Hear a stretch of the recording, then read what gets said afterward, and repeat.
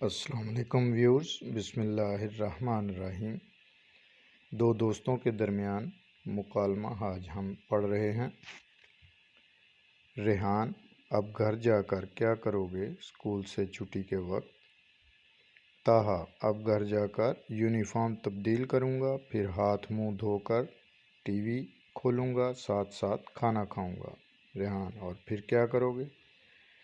پھر کیا، ٹیلی ویژن 4 بجے ڈوریمون کارٹون لگتا ہے، وہ دیکھوں گا۔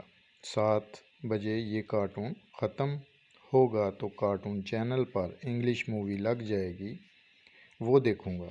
ریحان، تم ہوم ورک کب کرتے ہو؟ طٰہٰ، جس طرح ٹی وی دیکھتے دیکھتے کھانا کھاتا ہوں، اسی طرح ہوم ورک بھی کر جاتا ہوں۔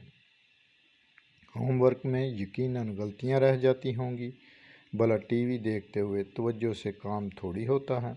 ریحان، طٰہٰ نے جواب دیا، غلطیاں تو ہوتی ہیں مگر کیا کروں، یہ ٹی وی کی لت ہی بہت بری ہے، اکثر ہوم ورک نامکمل رہ جاتا ہے۔ ریحان، طٰہٰ تم اپنا قیمتی وقت بیکار پروگرام اور فلمیں دیکھنے میں کیوں ضائع کر رہے ہو؟ یہ کارٹون اور فلمی کردار تمہیں کیا فائدہ دیں گے؟ کچھ خیال کرو، سالانہ امتحان سر پر ہیں۔ طٰہٰ، کیا تم ٹیلی ویژن نہیں دیکھتے؟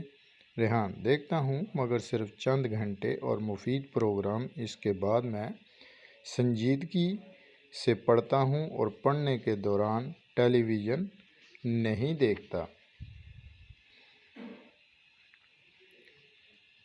اس گفتگو میں ہمیں یہ پتہ چلتا ہے کہ دو دوست جو ہیں وہ ایک لاپرواہی کا مظاہرہ کر رہا ہے اور دوسرا جو ہے اسے ذمہ داری کا مظاہرہ سکھا رہا ہے۔ ہر وقت ٹی وی دیکھنے سے پڑھائی کا نقصان ہوتا ہے۔ طٰہٰ، تم صحیح کہہ رہے ہو، میری امی بھی یہی کہتی ہیں۔ ریحان، وعدہ کرو کہ آج سے کچھ گھنٹے صرف پڑھائی کرو گے اور اس دوران ٹیلی ویژن نہیں دیکھو گے۔ طٰہٰ، تھوڑا مشکل ہے، چلو اچھا وعدہ، اب صرف پڑھائی کے وقت پڑھائی۔ ریحان، تم واقعی میرے اچھے دوست ہو۔ طٰہٰ، اور تم بھی۔